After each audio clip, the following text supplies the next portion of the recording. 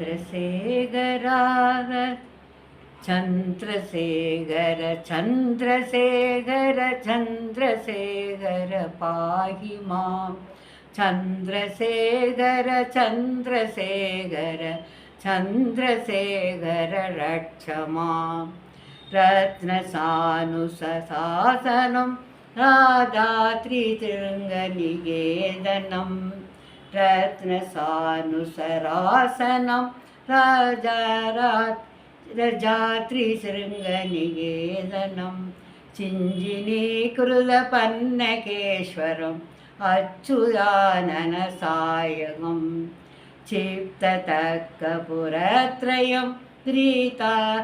त्रिददासालयैरविनतिदं चन्द्रशेखरमाश्रयेम किं करिष्यति वयः चन्द्रशेखर चन्द्रशेखर चन्द्रशेखर पाहि मां चन्द्रशेखर चन्द्रशेखर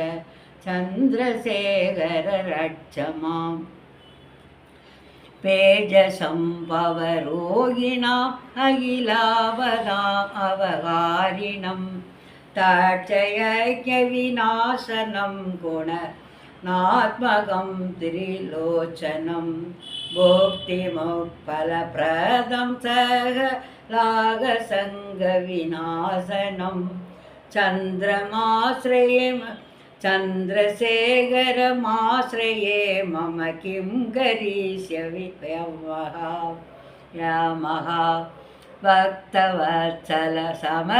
भक्तवत्सलमर्चितं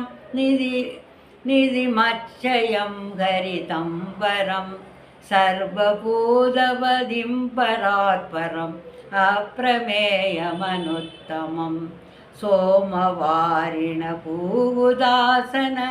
सोमपानिलगाकृतिं